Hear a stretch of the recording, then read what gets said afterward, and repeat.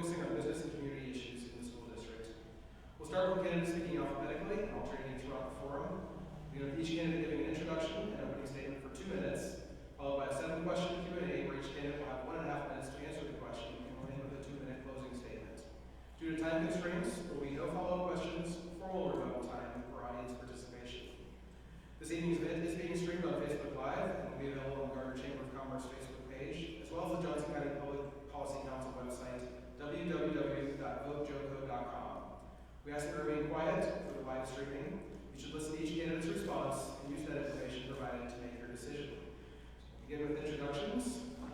Mr. Vonderschmidt, tell us a little bit about yourself, organization you've been involved in, and why you're qualified to serve on the Gardner Edgerton School Board. First, I'd like to say thank you to the Gardner Chamber of Commerce for hosting the event tonight, and especially to all the citizens who came out tonight to see us and support us on both sides. So thank you very much. I'm Alan Vonderschmidt. I'm running for school board, position number 3. Service that I've done, I've been in the Army National Guard for 33 years, retired from that a couple years ago. Currently I'm in the Gardner Chamber Rotary, not Gardner Chamber, the Gardner chapter of Rotary International. Been doing that for about 5 years and really enjoy the service that I can provide to the community through that organization. I would also like to thank the Chamber of Commerce for organizing this forum and for every engaged voter in attendance and tuning in.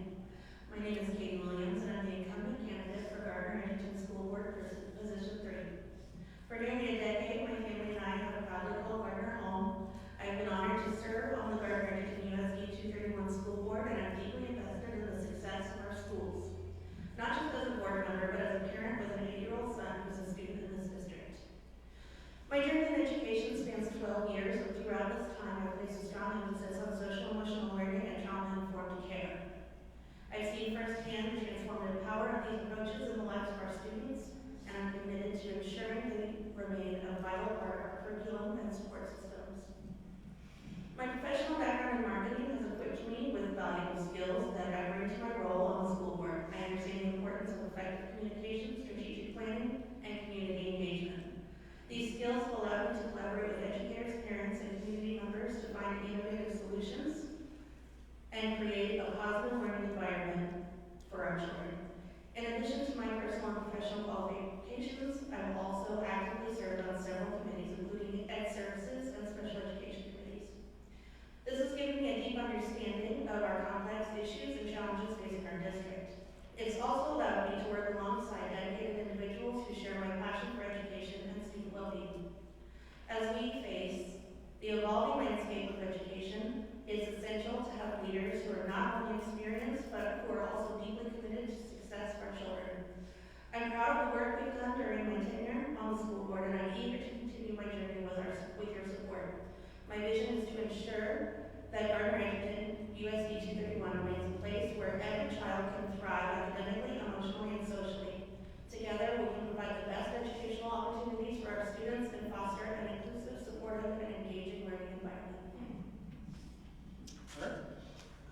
Move into our question and answer section. As a reminder, we each have 1.5 minutes to respond. Ms. Williams, we will start with you. As a candidate, what are your top 3 education policy issues? When it comes to my top priorities, I am passionate about teacher retention. Our educators are the backbone of our schools, and we must invest in their professional growth, well-being, and job satisfaction to create a stable and nurturing environment for our students. Additionally, I'm committed to the continued improvement of our special education system. Every child, regardless of their unique needs, deserves a high-quality education, and we must work tirelessly to provide the resources and support required to make this a reality. Finally, my ultimate goal is to ensure the success of every student in our district, from academic achievements to social-emotional well-being. Student success isn't just about test scores. It's about nurturing well-rounded, compassionate, and resilient individuals who are prepared for the challenges of the future. Same question. Okay. So for me, coming into this, special education has been one of the main focuses that has been near and dear to my heart. Between kindergarten and 6th grade, I attended 4 different grade schools. I was a special needs child, and it just gives me a different understanding of what children go through when they move from classroom to classroom, from school to school, and what they require for their special needs. It is quite a bit different now. I went through grade school in the late 70s, so it's a little bit different now, but it's still, children are still children, it's still the same thing. Next for me is academics. I feel like we need to focus on academics. We need to teach our children how to think, how to be creative, how to read, how to understand what they read, what they watch, and relate that, and be able to communicate and even debate with one another. And then lastly, I feel that our parents are our primary educators. The school district has the joy of helping parents educate their children, but parents are the primary educators of our children. Okay, great. We'll stick with you for the next question. What are your thoughts on K-12 education funding in the district, and what, if anything, would you change about the budget? And so this one will sound a little familiar from the previous people that have spoken tonight. Special education needs to be fully funded. There's not a lot that we do directly to impact that. We're talking about state funding that's supposed to be coming to the schools that's not coming to the schools. That needs to be fixed. I feel that that's something that our school board can petition to the state and encourage them to properly fund. Also communicating with the parents and getting parents to communicate with our legislature to fully fund special education go a long way in helping our special needs children and making sure that children get the IEP minutes that they deserve. So. Thank you. Same question, can you repeat it? I also agree with Mr. Vonderschmidt. I also strongly believe in the importance of adequate and equitable funding from the state for K-12 education. Every child deserves a quality education that prepares them for success in the modern world, and I advocate for increased state funding to ensure smaller class sizes, updated resources, and well-compensated teachers and parents. I support legislative initiatives prioritizing fully funding special education, fully funding economically disadvantaged schools, and ensuring equal opportunities for all students. Okay, thank you. Next question, we'll start with you. The K-12 education system requires accountability measures for student performance focused on post-secondary success and career readiness. Do you believe the district is meeting expectations for student achievement? I think that our district is incredible. We are currently performing above state average, and we have 4 blue ribbon school district schools, which is so rare. Only 4 schools in the state of Kansas this year got a blue ribbon award. So we're pretty proud of Edgerton right now. Oh. Sorry. We are meeting goals, but meeting goals and exceeding goals are 2 different things. And even though I'm really proud of our district, and I think that we're meeting goals, it's always never going to be enough, and we can always strive for more. I'm committed to ensuring our district not only meets but exceeds expectations for student achievement. It's our responsibility to provide students with necessary support and resources to thrive academically. I advocate for an approach to education that focuses not only on standardized testing, but also fostering critical thinking, creativity, and social emotional development. By promoting a responsive curricula, professional development for educators, and strengthening community partnerships, we can create a learning environment where every student can reach their full potential. Go ahead and repeat the question. The K-12 education system requires accountability measures for student performance focused on post-secondary success and career readiness. Do you believe the district is meeting expectations for student achievement? To start with, Mrs. Jones, when she mentioned earlier, Gardner, Edgerton Elementary, and their achievements there, obviously our school district is doing an excellent job at meeting the achievements and the academics that we have.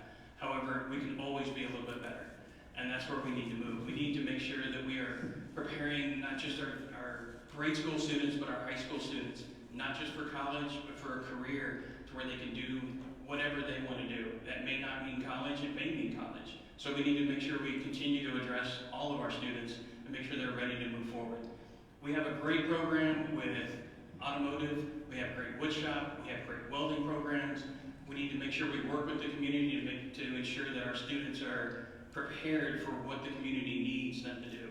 You know, if we try to teach them a certain way to work on a car, and that's not what the community needs, we need to make sure we're focusing on that.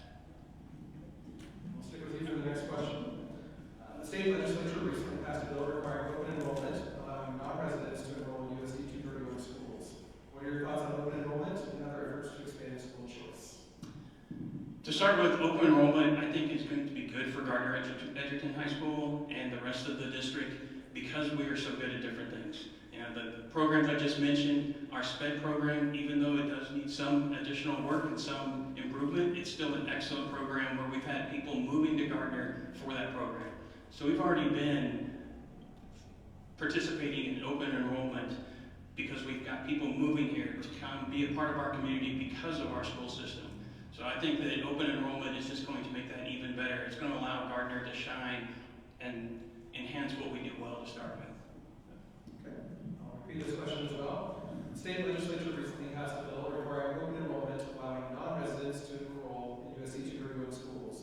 What are your thoughts on open enrollment and other efforts to expand school choice? Thank you. I'm firmly opposed to the expansion of school choice by the state legislature. I believe that public dollars belong in public schools. There's no research to support that school choice increases educational outcomes, and early data from the state that have adopted it suggests the opposite. Such expansion often leads to increased inequities and resource disparities among schools, especially rural schools. It undermines the public education system's ability to serve all students and diverts vital funding away from already underfunded schools. Instead, I believe in dedicating ourselves and strengthening our public schools, ensuring that every child has access to quality education, and regardless of their background or socioeconomic status. In addition to that, I believe that we have a concern for athletics in that department. I mean, I love Blazers football, I love it, but if we have athletes going to another school because they might be state champs or they might have a better athletics program, we're losing our star athletes. Okay, thank you. And we'll stick with you for the next question. Other than funding, what do you see as the greatest challenge facing the school district? So I've been out of education and in marketing now for almost 10 years. And in that time, I'm shocked at how quickly the culture has changed between parent involvement and collaboration with our district and our educators. We're lacking meaningful connection and relationships, and we're missing that positive culture, which I believe is leading to a lot of divisiveness and mistrust. I believe that we really need to focus on rebuilding connections and relationships between educators and parents, getting them more involved, more informed on what's happening in the district, and being more transparent and communicative so that we can all foster meaningful connections and a culture of trust and working together to bring up our kids together. Thank you. Same question. Other than funding, what do you see as the greatest challenge facing the school district? So coming into the race, I had ideas of what I thought were the main challenges that our school system faced. After talking with numerous parents and other citizens who are grandparents and even ones that don't have children in the school system, I feel like there's a little bit different need for our school system. Right now, I think one of the main challenges that our school district faces is behavioral issues. We have a lot of children who are disrupting classes, and it's not just them that are getting disrupted, it's the entire class. This is not a horrible problem. It's not a problem that no other school has faced. It's not a problem that we haven't faced for the last 50 years of public school. It's just something that we need to deal with. And I think that from time to time, we've been a little lackadaisical on how we deal with that. And it's something that parents really want to be addressed. Parents want their children to be safe when they go to school. They want their children to be able to learn and be educated. They want their children to be able to sit at their science table and not be distracted by the other 5 kids at the science table. Thank you. We'll stick with you for the next question. Why are you seeking this public office? The primary driving force for me to seek this has been a sense of service for others. As a high school student, I was an Eagle Scout. I continued on after I turned 18 and was in leadership roles in Boy Scouts. I cannot play basketball to save my life, yet when my 4th grade son, his school needed an assistant basketball coach, I stepped up and did that. And I trust me, I cannot play basketball at all. But I was able to step up and help because they needed the service. They needed somebody to guide them and help them. Continuing with that, I served in the National Guard for 33 years. That's quite a bit of service. And it's just that driving sense of wanting to give back to my community as to why I'm running. Thank you. Katie, why are you seeking this public office? As a former educator with a passion for education, I'm seeking public office to bring about meaningful change and advocate for a high quality and equitable education system. I've witnessed firsthand the challenges our students and teachers face, and I'm committed to addressing these issues head on. I believe in creating inclusive learning environments, supporting teachers' professional development, and expanding resources for students' diverse needs. By serving on the school board, I aim to be a voice for positive change, ensuring that every student has access to an excellent education that prepares them for the success in the 21st century. Okay, and starting with you for the next question, our last question before closing statements.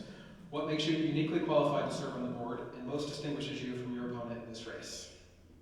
What sets me apart as the incumbent candidate for school board is my unique combination of experience and qualifications. With a background in education, I deeply understand the challenges faced by students, teachers, and parents.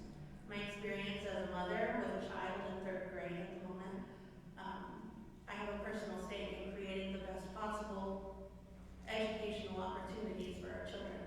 I'm a strong leader who believes in inclusive policies and community engagement.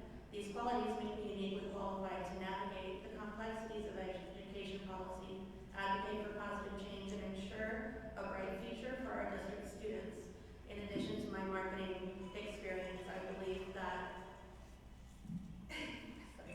I believe that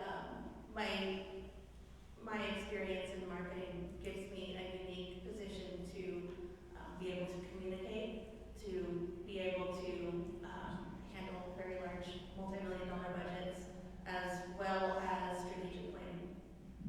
Thank you. Okay, thank you. Alan, what makes you uniquely qualified to serve on the board and most distinguishes you from your opponent in this race? So once again, I'm going to fall back to my military experience for why I'm unique. In my time in the National Guard, I served at battalion level staff, brigade level staff, and division level staff positions. And that may not equate to a lot of people here. You may not realize what that is. But those are positions where essentially you're doing exactly what our board is doing. You're establishing policy, you're providing guidance, you're providing your oversight and funding. I think the most equipment that I was personally responsible for was somewhere around $14 million that I was personally held responsible for. So I understand how to justify and where we need to go with our different budgets, but all that experience that I've had in those years has been in developing policies and writing policies to pass down to the people underneath us who need that guidance. And they don't just need guidelines, they need policies so they know what to do and what not to do. And we will conclude with our closing statements in the opposite order from our introductory statements. So we will start with Katie Williams. Closing statement, which is 2 minutes.